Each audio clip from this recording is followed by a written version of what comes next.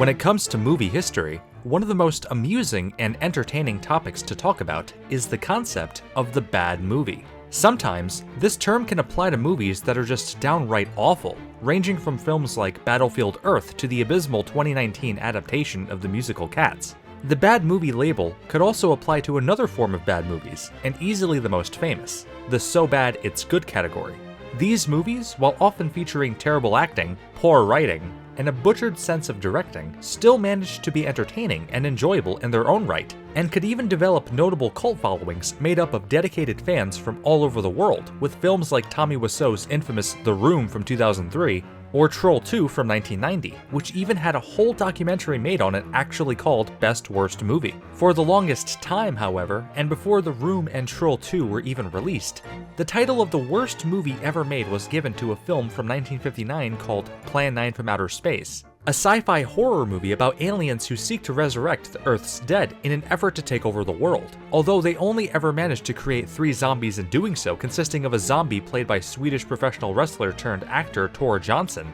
late-night horror movie host Vampira, and a third zombie, played by both legendary actor Bela Lugosi, who most famously played Dracula in the original 1931 film by Universal, and a chiropractor, who filled in for Lugosi after his passing in 1956, with Lugosi's footage in the movie being that of pre-recorded footage shot by the movie's director,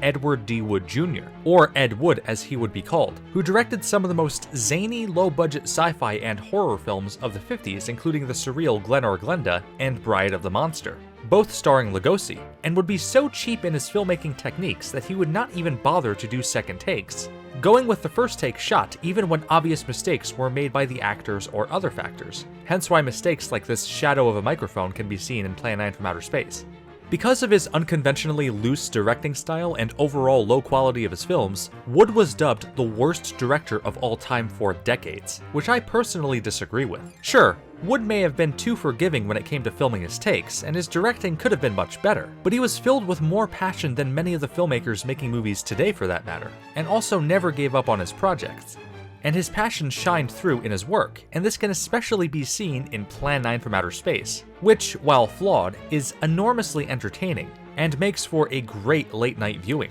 However, just like Plan 9 from Outer Space, which has been touted as a very bad movie for the longest time but has since become a cult classic in its own right, and has been reconsidered in recent years, another sci-fi alien invasion movie from the 50s, which also happened to be released in the same year as Plan 9 from Outer Space, is also deserving of rediscovery and reconsideration, as while it may seem ridiculous on the surface, it holds value as an entertaining and dare I say thought-provoking sci-fi gem from the 50s, and one of the most unique and well-written sci-fi movies of the time, Teenagers from Outer Space from 1959. The movie begins with one of the most atmospheric and original openings in all of sci-fi cinema, where a man looking through a large telescope spots a strange object that he says looks like a bright drill flying across the sky, to which his mentor, presumably a scientist, assures him that what he saw was either a comet or a meteor. We then immediately see the object in the sky, a uniquely designed flying saucer that lands on Earth by drilling into the Earth's ground, validating the man's UFO sighting before the title of the movie appears.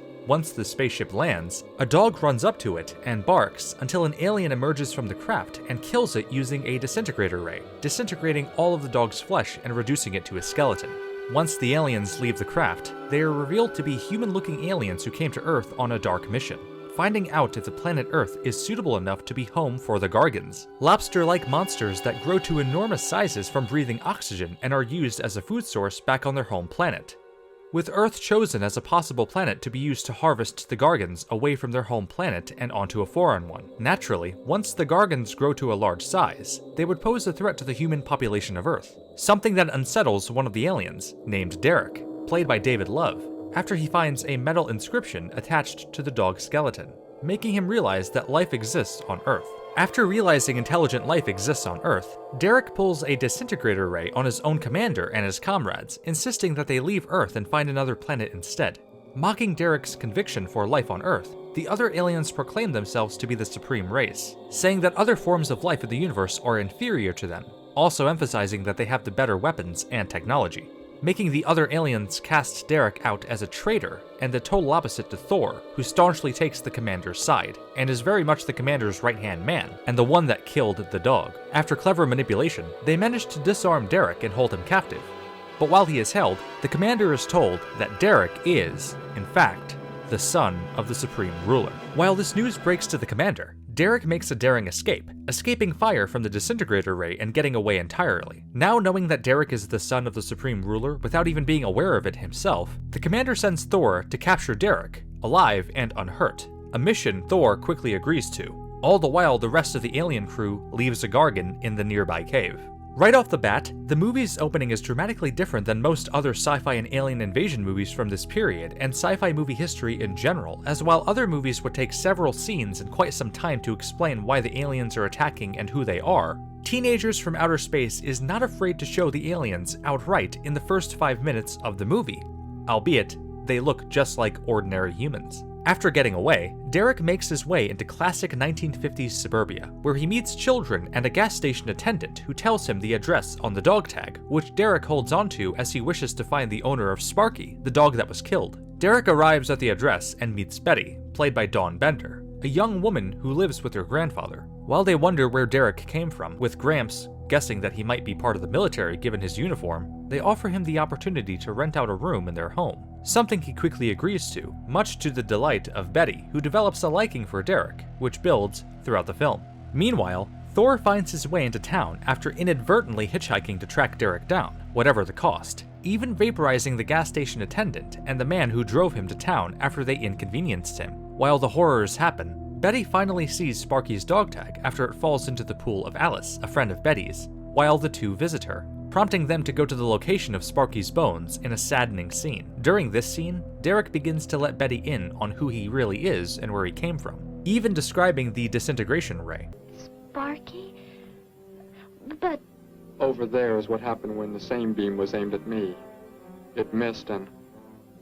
that is what is left. Although Betty agrees to help him, Thor closes in on Derek, even visiting Gramps, who mistakes Thor for a friend of Derek's, telling Thor valuable information about where Derek and Betty might be. After Betty's professor frustrates Thor for failing to tell him where Derek is, Thor vaporizes him, causing Derek and Betty to find his skeleton in a highlight of the movie. With more people turning into skeletons, including Alice, who gets vaporized in her own swimming pool, Thor only becomes more vicious, leading to more people dying, including police officers who track Thor down and manage to injure him. Managing to evade the police, Thor forces both Derek and Betty into the car, telling him to drive to the nearest medical professional to remove the bullets lodged in his flesh. While being operated on, and during a fierce war of words between Derek and Thor, Derek is finally told that his father is, in fact, the supreme ruler over their race before falling totally unconscious. Given Thor's sedated and unconscious state, Derek and Betty make a run for it, and manage to get away, when unfortunately later on, one of the doctor's assistants nurses him back to health, not knowing he is a bloodthirsty murderer. After a number of car chases and shootouts, Thor drives off a cliff, with his injured body being apprehended by police after. During all of this, the Gargan left in the cave has gotten larger, even managing to devour police officers who were investigating the aliens' landing site. The monster even attacks and consumes civilians, and as word gets out that the Gargan is approaching town, whole search parties are sent in to try to stop it, but to no avail. Being aware of the Gargan's advance on the town and mustering up courage, Betty and Derek make it to the landing site to try to retrieve Thor's weapon, which was undoubtedly dropped during the ruthless pursuits that happened just before Thor was finally apprehended. They managed to find it, but unfortunately, it is damaged, which makes for a dangerous situation, as out of nowhere, the Gargan appears. The Gargan has to be one of the wackiest and most low-budget of the 1950s monsters, as the monster is quite literally just a real lobster projected against the screen, and makes bizarre Pee Wee Herman-like sounds. There it is!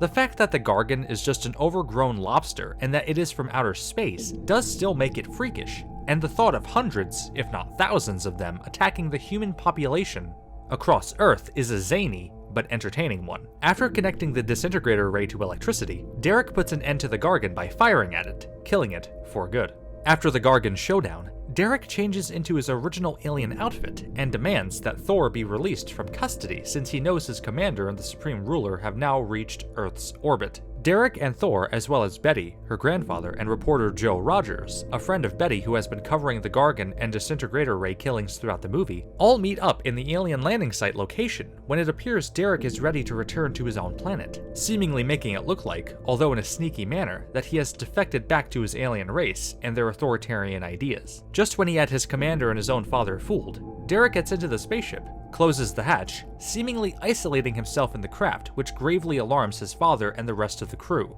and orders for the remaining ships in the sky to touch down to his exact location, causing a massive explosion and a huge collision, destroying the entire fleet, killing his own father and Thor, as well as the commander and himself, sacrificing himself to save the human race as Betty and company slowly walk away in the distance. Despite its cheap special effects, obvious crudeness, and not a single actual teenager in its cast, Teenagers from Outer Space from 1959 still has a lot to offer, which makes it worthy of rediscovery. For one thing, the film is actually written really well, with strong use of the limited locations that it uses, the overall success in creating really heavy-hitting drama ranging from the killing of a dog to the enormous love and compassion Derek has for Earth and its people, displaying even a larger passion for Earth than most humans seem to have, something that even surprises Betty. Another element that makes the film stand out is the many bold choices it makes, even right down to the taking of a dog's life, which, while that would still be hard to swallow for audiences today, in the 50s it would be absolutely reprehensible and unacceptable to do such a thing.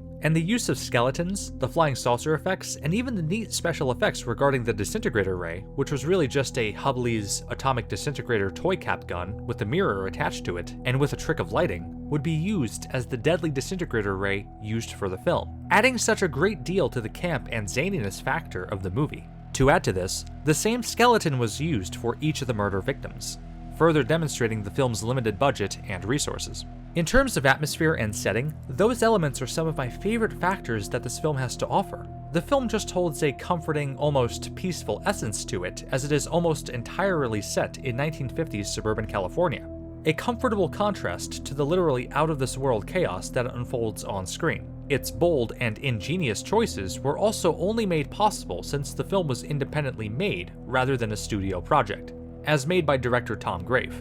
who also starred in the film as reporter Joe Rogers. Being mentored by legendary film director Roger Corman, the undisputed king of independent filmmaking, for making a large number of independent horror, sci-fi, and action films very quickly and efficiently, often bringing in a lot of cash in doing so, Graeff decided to take a stab at directing by directing, writing, editing, producing, starring in, and even doing all of the special effects and cinematography for Teenagers from Outer Space, ultimately making the film a major passion project for Graeff and somewhat of a solo project. Graeff even had to lie to get what he wanted. Though he graduated from UCLA 5 years before production on the film began, he still posed as a UCLA film student to an older woman, causing her to allow Graeff and his film crew to use her home to be Betty and her grandfather's house, saving the production crew much of the budget in doing so.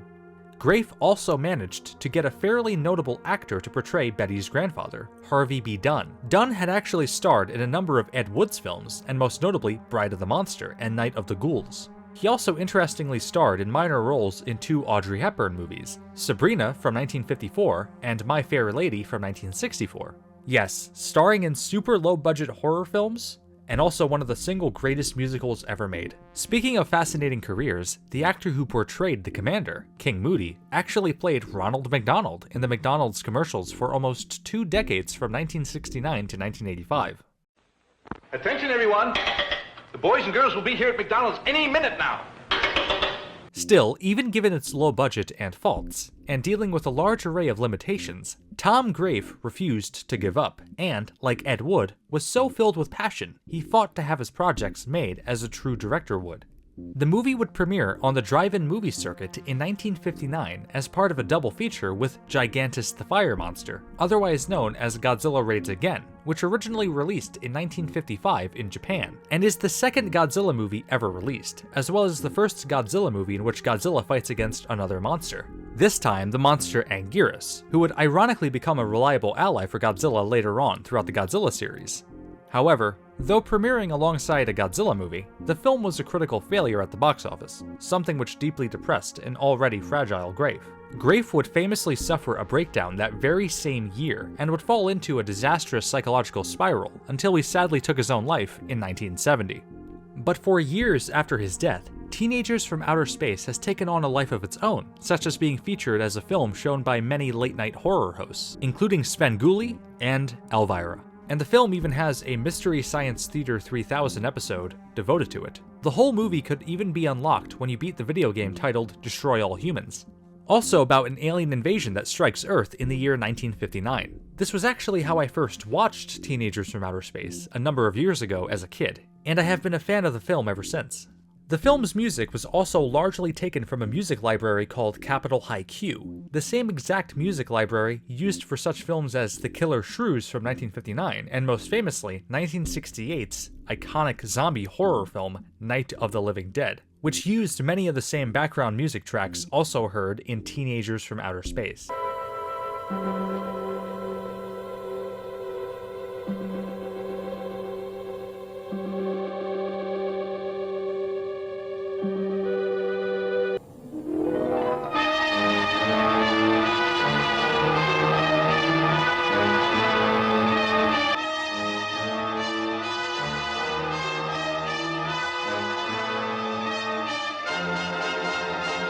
Above all, to give Teenagers from Outer Space the label of being one of the worst films ever made would be wrong simply because it did not commit the single worst sin in filmmaking, making the movie boring. Regardless of its faults, Teenagers from Outer Space is never boring. It is frankly an adorable film, and with its charming messages of protecting the world, a devoted main character with at least some degree of complexities, a ruthless, almost Terminator-like antagonist who terrorizes the town, and a touching alien-human love story, that helps give the film even more of a unique spin, and a homey, enjoyable 50s summerly feel, and a script more tightly written than your average Z-grade 50s sci-fi film, this movie is one that is very much deserving of rediscovery. And while it may not possess as many memorable moments as, say, Plan 9 from Outer Space, it is still a likable hidden gem in classic sci-fi history, with a growing legacy of its own, and, like Derek, sticks with you, just as he sticks to Earth by giving his life to it and dying on it. Of course, Teenagers from Outer Space is not the only sci-fi movie from the 50s that deserves rediscovery. Stay tuned for my top 13 1950s monster and sci-fi movies video to be released in the coming days.